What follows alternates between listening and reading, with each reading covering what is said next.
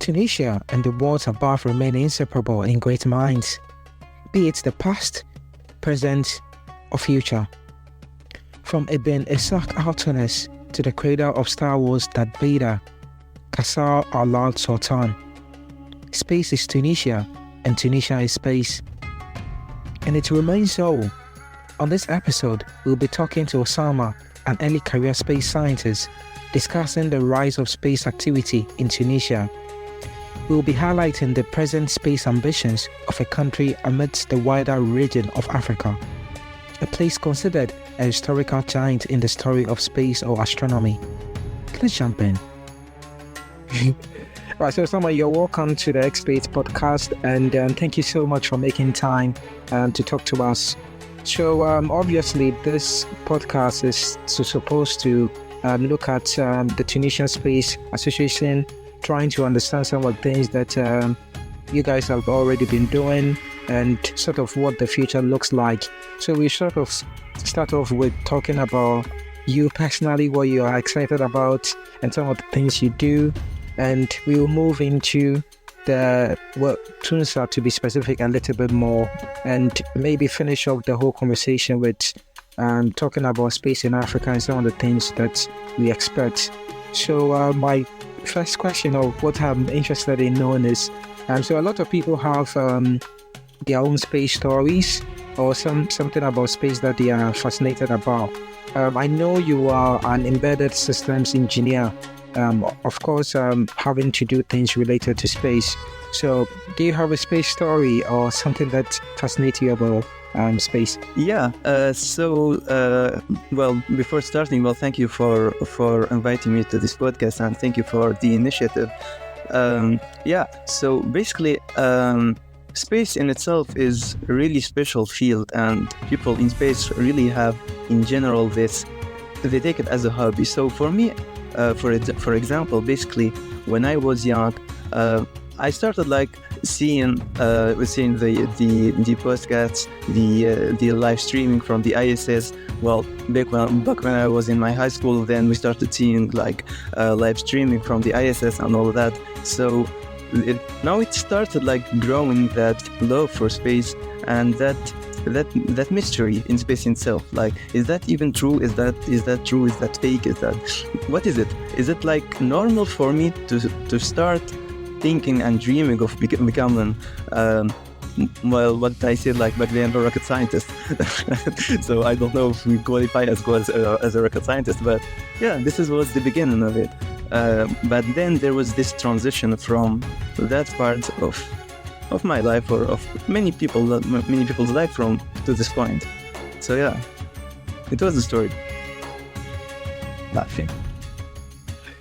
That's brilliant, and I always say, I think all of us are all connected to space in a way. And for me, I can really relate to what you said, because for me, it's the same thing. I have had times where people ask me what also motivates me about space. And the first thing is, for me, it's just the mystery about space. There are lots of things we don't know about. And I'm just somebody who is curious and likes solving puzzles and stuff. So it's just easy for me to learn anything space. And I think I can definitely connect to your space story too. So the next thing would be, you are definitely involved in Tunisia, which is the Tunisian Space Association. I know there are still things going on to get the association into a space agency. But before we talk about that into much more detail, can you tell me about what it's like being involved in Tunisia, some of the things you have done? Can you just a little bit about what, say, your daily life is in terms of the association, what you do? Yeah, so basically the Tunisian Space Association is a non-profit organization. Basically, it started with 2 or 3 people that was just fond of space, and this was 3 years ago. So they had to meet, and they say, well, we are interested in space. We want to have to exercise this activity in Tunisia, but we don't really have a place to do that. So they started the organization. Then I joined after a while, and it was one of the most important experiences that I had. And Yeah, so the organization itself like started growing. So from those 2 people, then up to 400 people, and from basically no team to a great organization of 4 departments and 40 teams at a certain point, you see. So now it englobes everything related to space. And now when we talk, especially on the local community, and we say, well, we have an organization that can work on space medicine or space agriculture, it's really weird. They say, well, what are you talking about? So yeah, so it's a versatile one, non-profit one, and we've been involved in a lot of projects, locally and internationally, and we can dive into that in details next, I guess. So yeah. Brilliant, brilliant. Yeah, that's what I thought. I think what's stunning, yeah, really, really stunning out of what you just said is it's just been 3 years and you have more than 400 people or about 400 people in the team. That's really incredible. And yeah, the next thing we would talk about really is so so definitely there was nothing like that in terms of space before Tunisia, right? So can you give us an idea of what the space landscape looks like? Because I mean, obviously, if there was no sort of organization or if there's no space agency, what it means is space activities would be a little bit, I don't know how to put it, but yeah, it will not be too much, I may say, straightforward for anybody to do. But now that you have Tunisia, can you tell me how or tell the audience how the landscape looks like? Yeah, so the thing is with Tunisia, it's like this the case for most of the African countries. So you don't really always have every actor in the country itself. But well, now things changed, of course, and we will get into that. But back then, I mean in 2020, in 2021, basically we already had a company that launched the first Tunisian satellite. It was on July 2020. So that was the first time then we see Tunisia launching a CubeSat, and that was a really great event. Other than that, we had governmental institutions that are still working, but not directly into space. But also we collaborated with them at a certain point, and also back even before, we had the National Commission for Outer Space Affairs, and now it's really working, and yeah, they have a really important mission, which is establishing the Tunisian Space Agency. So now they are working under the Ministry of Higher Education, and we had some great news in the last week that Tunisia is now looking for establishing their Tunisian Space Agency, and it's going to be like really close because there is a lot of partners who are involved. The local actors are basically all involved, including Tunisia, and now we are like putting everything together to have this Tunisian Space Agency. So now we are starting to have this homogeneous like environment that can be a great environment to attract projects in space related fields. Yeah.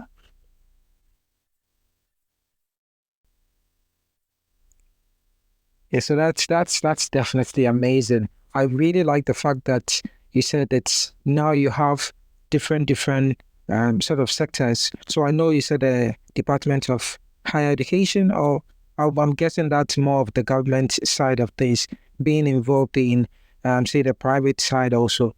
And that's pretty much I think what we all want to see, because in the end, if we have government support a lot, space is a very expensive field in general, so definitely helps to be able to do that. So I don't know which one is the first satellite, but I know of the Toonsat 1 and then the Toonsat 2. Um, tell me if you were involved in this and how that was like. All right. So the TuneSat one is a CubeSat for educational purposes that was funded by JEFTA. Well, it was the result of Tunisia winning the round of the Cube challenge, which is one of the most familiar programs for emerging countries. So we won that that edition of the program, and we started working on the Tunisian satellite that was in collaboration with local actors, universities, most importantly. So that was the first CubeSat that we worked on. So from scratch, every subsystem from scratch, and that was one of the most important projects in the term that it made that great impact in terms of social impact. You see, of course, we're not talking about the interns and about the people and the university that got involved, and us like presenting ourselves as a great partner to work with and all of that. But the social impact that has been viewed from the community, well, now it's possible. So we are working on a CubeSat and we won it. So basically, it was really great in terms of outreach. All right, so that was for the Tunisian, for the GenSat 1. The GenSat 2 actually was just a payload, but it was a payload for CubeSat made by QTech University, and basically it was under the challenge of Birds X by QTech University and JAXA. And we started working on that, and we went into the phases. But unfortunately, we didn't really went through the end because it was a competition. But that was also a second collaboration. It was really meaningful and really impactful. And the great thing in it also is that we had CERT, which is a governmental institution, and they have some interesting testing facilities and research facilities, and it was one of the collaborations that proved that the collaboration between the Tunisian Space Association and a governmental institution, 100% governmental institution, can be there, and we can have their support, and they can have our support, and we can work on such impactful projects. So for future, it's going to be a great point to get back to. Brilliant. So was it easy having, say, I know the Cube, like you said, is a competition, but was it easy to get the government to know, okay, we want to compete in this? And I know with Cube, definitely there's some form of collaboration between, say, the country and then Cube before everything else can go on smoothly. So was it an easy process, or I don't know if you are the right person to ask, but was it smooth throughout? Yeah, that's the thing. Especially at the beginning, it's not always smooth. So what we have with what we had with GenSat 1, we had the basically the support of Izzat University, of Ep.2 University, and they actually took the initiative to fund the project, and we funded this partnership, and we participated in Cube. And for the GenSat 2, also it wasn't that easy, but the thing is, we had in the Tunisian Space Association from the beginning a lot of experts who are not living in Tunisia. Some of them are living in Tunisia, some of them are not, but they had the expertise. The technical ones had the technical expertise, but also the ones that are working on strategical relations, and what they gained abroad in terms of expertise really helped, because I guess that's what really drove the association ahead. I consider myself as a youth compared to those experts and those figures who really supported us, because without them we couldn't do anything. But they had that vision, and they included us in that vision, and we've done it, and we've convinced them. And then the atmosphere of collaboration in itself, the way of communication, the areas of collaboration that we could have opened at every time we start a project or we finish a project, that created the dynamic. So now it's a lot more easier to find. We started with one partner university. Now we have 3 and 4 and 5. We have a lot. So it's just about taking the first difficult step and finding people who believes in general. I really agree with what you said, and for me it's something that I think other African countries would definitely learn from. And yeah, we can now talk about. So I know you have said you have been involved in on all these various projects. Can you be a little bit more specific and tell us some of the things that you are actually involved in? Like I said, I know you are an embedded system engineer, and I have worked with you on, I will not say a similar project, but some form of projects related to space, which maybe if we have time, we can talk a little bit about. But yeah, can you tell us about some of the specific things you helped with the entire project? More because I mean it's more interesting to know because you are a very young person, just like I am, and I think most people probably listening to this podcast are. So I think it would be very useful to know some of the things you do, and perhaps I think in the end we can talk about how they can also get involved in things like that. All right. So aside from the GeoSat 1 and the GeoSat 2, we also had the stratospheric balloon experiments. So it was a launch of 4 stratospheric balloons, for educational purposes, and a lot of engineering students and professors were involved in this experience. And we've done it like 3 times in a row. So that was one of the hands-on experience that really impacted.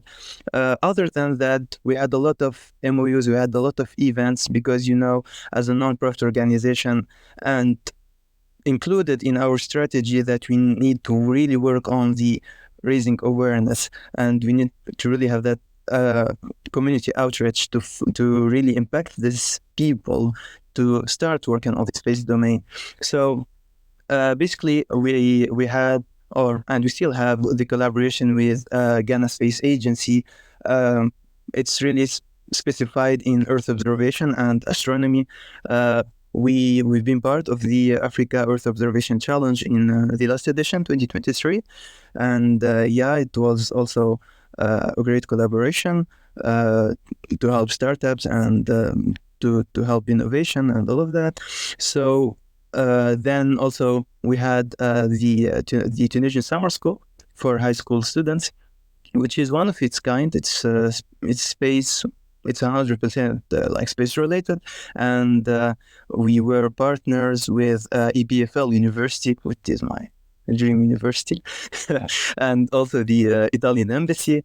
And actually, it was funded by the by Switzerland embassy, and it impacted over 60 students that were present, not to mention the other ones online and those who heard about the event. So it was quite impactful. There is a lot of other things, but yeah, just to name a few. Okay. So if I understand from what you said, so it's more of the organizational stuff that you have been involved in, and of course also sometimes helping to build, say, the hardwares and stuff. Am I right? Which was the last part? Sorry.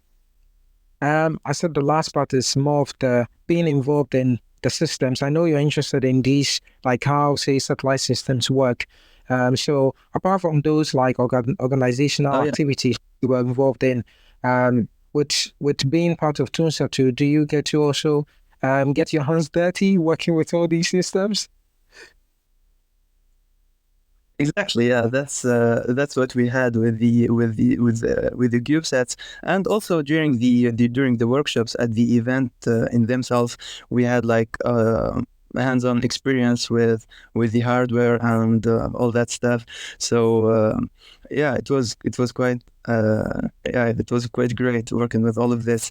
Of course, well, in engineering, there's stuff and there's the software stuff, but also something that I am really also proud of is what we did and what we are doing in terms of research and participation in conferences, because I think we didn't really have this kind of culture, but now we have like more and more this culture of participating in research, especially like for young people and all of that. So now when we are participating in a conference with like 10 or 20 or 30 papers, it's really great. So that was one of the goals of raising awareness about the importance of in working on this space field. Yeah, I can again relate with this because yeah, mostly I tell people that especially using Ghana as an example, when we started well, our space startup, we most of the things we needed to do was to let people understand why space was important and how it impacted their lives and how they can get involved, among others. So it's yeah, it's definitely something that I know having to be involved in is very important, and it's something you even said because in the long run, it actually helps to motivate people like us, like the youth, to also get involved, which is really good. Um, I think now we can move into, say, talking about some of um, the aims of Tunisia. What are some of the things that and it hopes to achieve? It's obvious because it's a space association, and in the end, if you have a space agency which is really really close now, the various goals would a little bit change. But at the moment, what are some of the goals that Tunisia would like to achieve? Yeah, so just as a non-profit organization, and we will still a non-profit organization, but we will always support the local initiatives, uh, as in the Tunisian Space Agency, for example, and any local agency, any local like initiative, as I said. So when we started, we established a strategy that takes in consideration every part of what needs to be done in order to build this landscape. So there's projects who are related to helping the private sector in terms of capacity buildings, to governmental institutions, to help in other governmental institutions, nonprofit organizations. Um, Also, there was the part about the community engagement. So it's some kind of an axis, like 6 or 7 axes, that we sum up in order to reach our goal. So now there is a lot of ongoing projects. Now, one of the most important one, also I must stress on, is the Eugene project. It's the urban development exploration using natural experiments. It's actually a project between the Tunisian Space Association, and it's funded by the European Union Agency for a Space Program. It's a big project, and a lot of people are involved in it.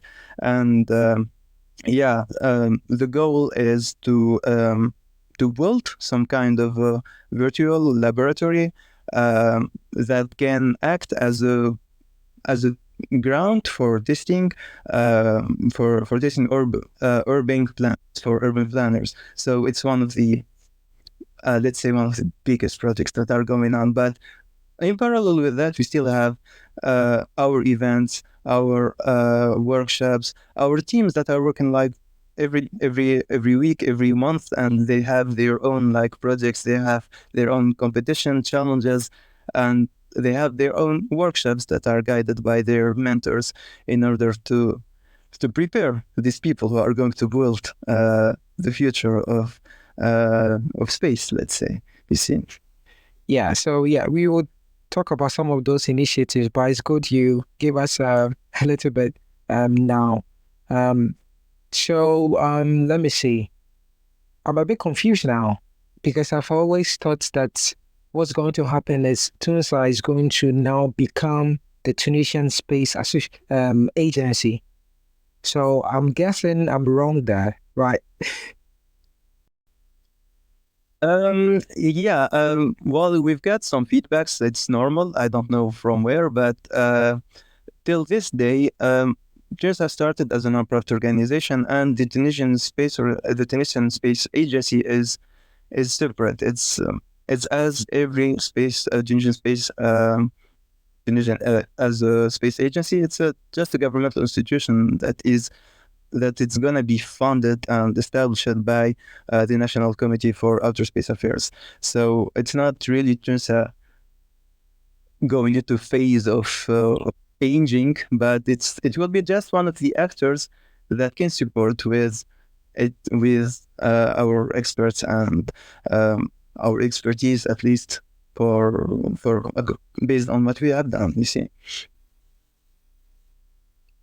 Yeah, I mean it's clear now, and then I do understand, and I think this even highlights the importance of having an organization like Tunsa even in the first place, because I mean for me, I think I would like to think that from some of the things that Tunisia has been involved in, for example, those various outreach, those various cubesats trainings or competitions, this sort of led to the realization that we actually need to have a space agency so that we can sort of be central and be able to get more funding or even push the country in the first place to keep going into space. And we would probably talk about this in the end, but there are numerous applications of space technology or some of the things related to space in general. So it's absolutely brilliant. And I would like to say, yeah, well done to your team already for having to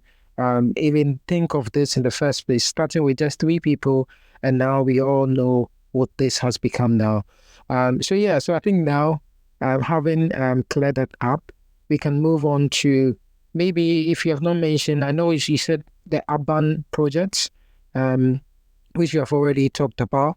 Is there any other initiatives or projects that you want to highlight? Yeah, so these are, as I said, to name a few, but then we are in discussion for other events, for other workshops, as usual. But yeah, for now, this is what we advertised, and the next yet to become. Okay, great. And obviously all the best in those future projects and initiatives. And of course, if you like to collaborate with any agency or any institution, you can always let us know. And I think we would always be happy to help. So yeah, I think having known that now, I wanted to talk about maybe some of the highlights or milestones, but I think again you have already mentioned then, so we could sort of move on to the next things, which would be again, I think you mentioned some of the collaborations. Maybe just talk again about some of the key collaborations you think Tunisia has had, and perhaps how important it has been able to help you to get to your goals. Yeah, so as I stated before, in those projects that we had the local collaborations with we had now clubs of Tunisia in pretty much every engineering school. But of course, other than that, it's not just about engineering, it's about legal and regulations also. So we try to reach out to the maximum of universities locally, and yeah, so also on the local part, we have great relations with the ministries, especially the Ministry of Higher Education, with the National Committee, as I stated before. On the international level, also, as I stated, with the 2 cubesats or the 2 competitions, we collaborated a lot with the Japanese Space Exploration Agency, with ESA, with Oussema. So now I could say that we had a great number, and in terms of quality and quantity, I hope that we proved ourselves as partners at the end of the day, and working on the future now. Great. That's really impressive, and again, well done. So now, having looked at some of the things that you have achieved, what are some of the challenges that you faced? As a person, or as a community, or as an association? Yeah, I should have probably cleared that.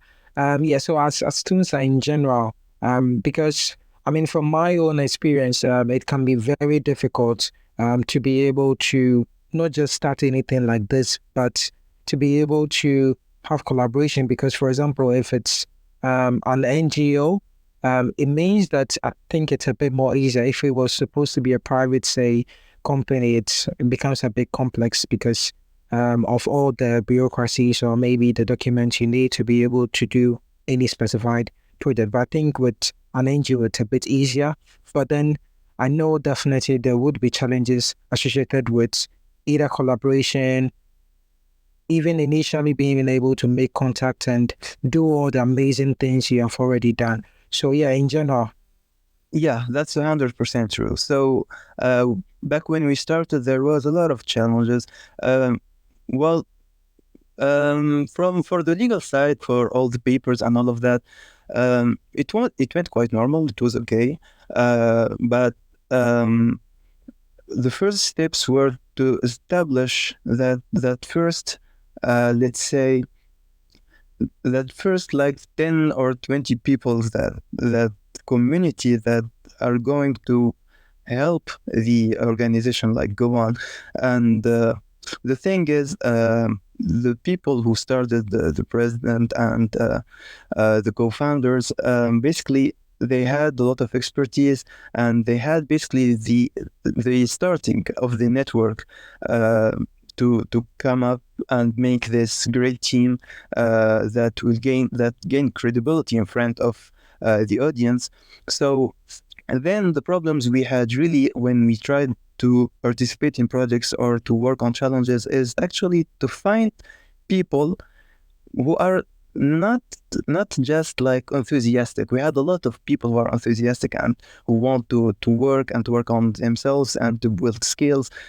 There's a lot of motivation in the youth, but the thing is, there was a lot of work that needs to be done to take this energy and work on it in a time that it's a little bit limited, to kind of deviate those skills into space related fields. I mean, it was also the case for me. I mean, I was always in mechatronics and embedded systems, but I have never worked on space related activities. So every person or every team needed to go through that phase of, well, you know the stuff, let's take this and build on it to make you something that can be like applicable for work related activities. So that capacity building, it was a little bit tricky.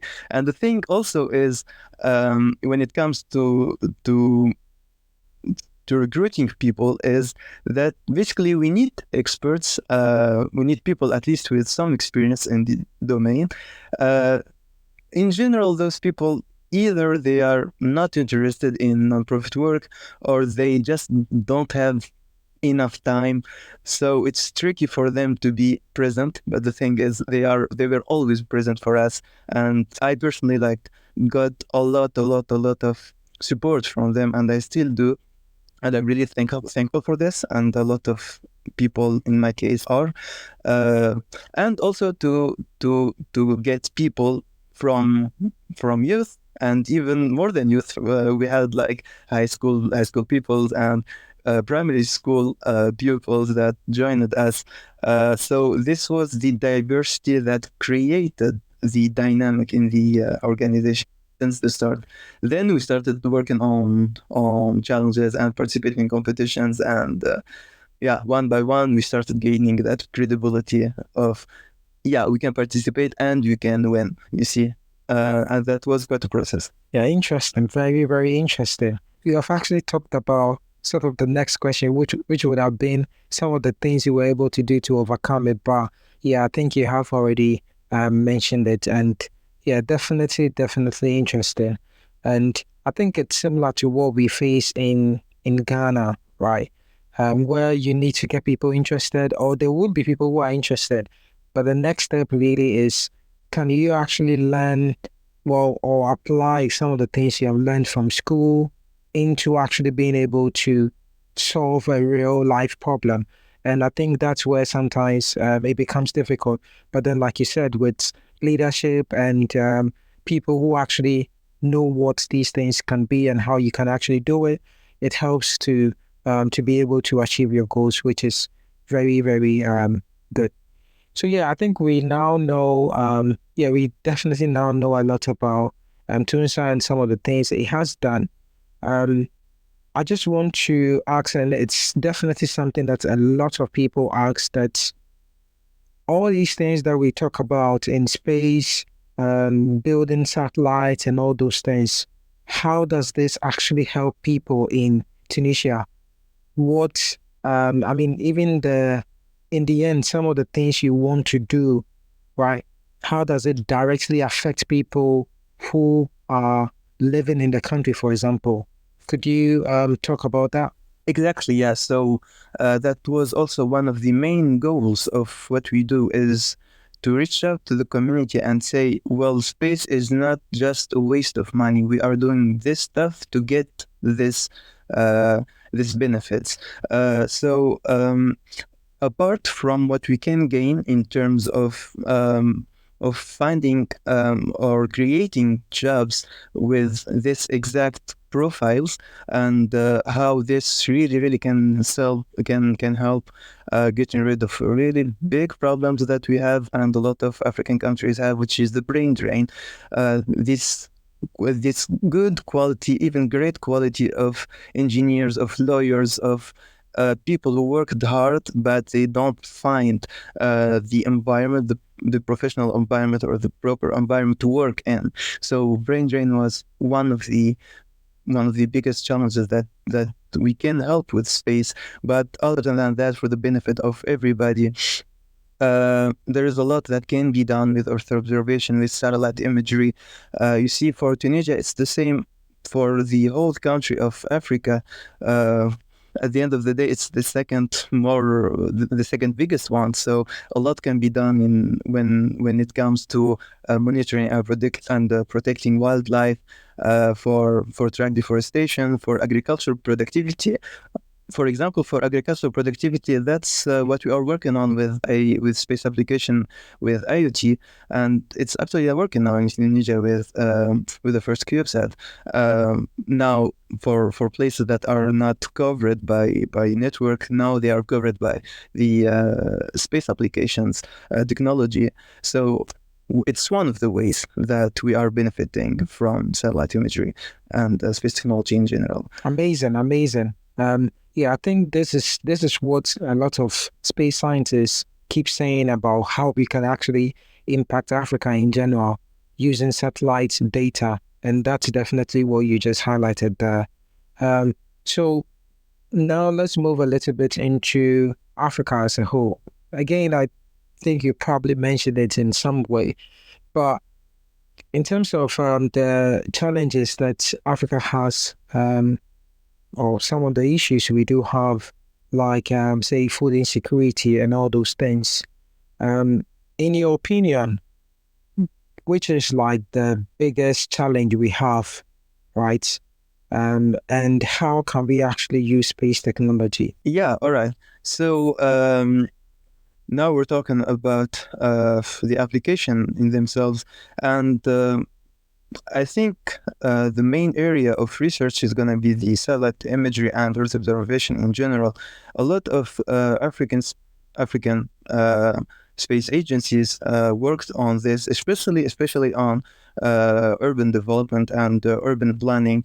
As I said, it's a big country and it's not always covered as it should be. So in terms of urban planning, already there is a lot of initiatives that has been took, and it's basically one of the most affordable ways and basically the most precise ways to help in this context. So for me, it's gonna be more urban plus agriculture. That's just because of the nature of the region, and I guess that's why a lot of space agencies went into this orientation. Yeah, I agree. Yeah, I definitely do agree. And yeah, sort of getting to again the end of our conversation today. So in terms of space technology and the various applications that you have talked about, so we know, yeah, I mean, it has all these various applications which will help solve our problems. But beyond, say, the benefit of all these various things, do you think there's another way that space in general, going into, say, even being able to, say, put the very first African on the moon or put the very first African in space and all those things, how do you think that impacts? Exactly. So, um, Africa in itself now now is gonna work together to work on its environment, and we are going to consider Africa as an environment. So now, what needs to be done is for Africa to come up with its own strategy. We can't, or it's not really beneficial for us to copy another strategy, or we can actually see the experiences of what other people have done abroad, but what needs to be done by us is the challenges that we are facing with the people that we have, with the resources that we have.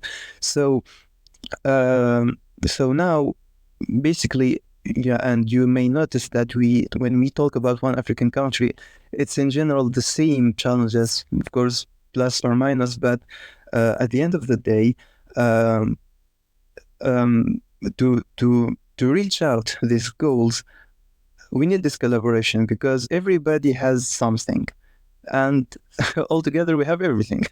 Kind of, at least we have what we need in terms of facilities, testing facilities, validation facilities, in terms of, most importantly, human resources, both people. Maybe we don't have that much experience with space as a region, but at the end of the day, also, we have a lot of expertise from people who worked abroad, who worked on space or on non-space related activities, and when they come up together, they can create something really interesting. I completely agree with what you said, and I think that's again something I've heard a lot of people say. We have very similar problems, and when we come together in terms of having those collaboration, I know now we have the African Space Agency, which in the end would be able to collaborate every effort from all those other African countries so that we can pretty much be able to reach our various individual goals in a way, because like you said, we all have very similar problems. And it's definitely much easier when we come together to address those problems together. Uh, that was definitely an amazing conversation, and I really did enjoy. Maybe finishing off nicely, I've heard a lot that people talk about we need a satellite constellation for Africa. Um, and this can really help us in a lot of ways. So do you know anything about this? Do you want to tell people what this means, or yeah. Yeah, so actually, this also brings us to what we were discussing about the collaboration. Now, an African CubeSat constellation is going to be some kind of an icon, and most importantly, other than what it can gain or what we can how it can benefit us in terms of data, in terms of security, in terms of some kind of an independence, or a true, let's call it a proof of achievement of what can be done at an African scale.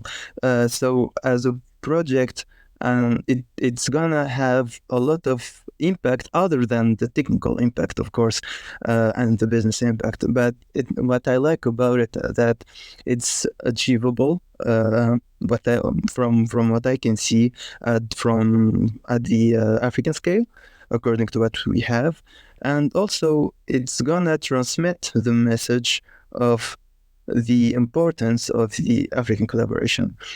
Brilliant. We can't, yeah, I don't think there's a better way of having to end this whole conversation than exactly what you said. And just again highlighting what to me personally that means the independence, and definitely the points that these are things we can actually do. And we already have things that are already happening that shows that we can actually achieve those goals, which is brilliant. Again, thank you so much. So usually we have people send us questions in that you could answer, or when guest comes they can be able to see what the audience are thinking. So that's one of those various questions. So if somebody, okay, who has never been interested in space before, having somebody like you from space, what would you say to get them interested in space? All right. Yeah, that's a good one. Okay, here I'm going to emphasize on the imagination of every individual and how every individual really perceives the future of space. When we say future, it's what we think, or many people think it's really science fiction when we are talking about landing again on the moon, on landing on Mars, establishing colonization, and all of that. So I'm gonna take an example from the series from the Big Bang Theory. I remember like there was one scene. Scene where the scientists were trying to shoot laser beams at the moon, and basically they said, "Imagine this is a proof that there is like some human-made objects on the moon made by a species that just built the airplanes like 60 years before." And yeah, then there was the question, what species is that? So yeah, the human species really went from aircrafts to landing on the moon in just 60 years. So imagine after another 60 years, and of course we need to remember that it's not the same circumstances. Now we have a lot of computational forces. We have the artificial intelligence tools. We have calculations that are more performant and all of that. So now I'm gonna say to this person, you have seen what you have done before. Imagine what we are going to have in 60 years, and now everything suddenly becomes achievable. You see? That's amazing. That's amazing. Even me, I'm already in the space bar. I was a little bit motivated again from what you said. Maybe because of the fact that I really enjoy watching The Big Bang Theory too, and definitely agree with what you said. So let's move on to the next question. So imagine we discover alien life. What will be your first question to the alien? And let me give you some context. So that is on the assumption that you can obviously communicate with the alien. Okay. So what would be your first question to an alien? Yeah, I like this imagination question, but here's the thought. Normally, an alien. Well, of course, we are not talking anything like really, really approved or anything, but from imagination, and this is what we do in the space field, at least when we are really attached to the hobby. Now, these aliens actually imagine that maybe they don't have the same perception of what we are seeing. We as a human, we are limited to our perception, to what we can see, to what we can hear, to what we can achieve with our brains. At the end of the day, it's just limited. So what I'm going to ask is, how do you perceive the world? Is it like the same way? Do you see time as reversible, as irreversible? Do you have the same dimensions? Do you see space as an XYZ, or do you see it differently? That's just a matter of this particular life form. How does it see us, and how, more importantly, how does it see the world that we think we are seeing? There's a lot of questions, and if it is real that we can communicate, then I will have a lot of questions. I need to invite an alien on a cup of coffee someday, and I'll have a lot to ask.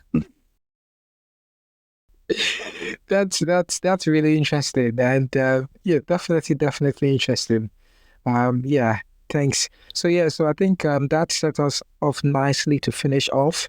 But before we finish, so we have a tradition on the podcast where the guest scientist will tell us something, let me not say interesting, something about maybe cultural astronomy, or let me say a folktale, or something that in their country they relate to space.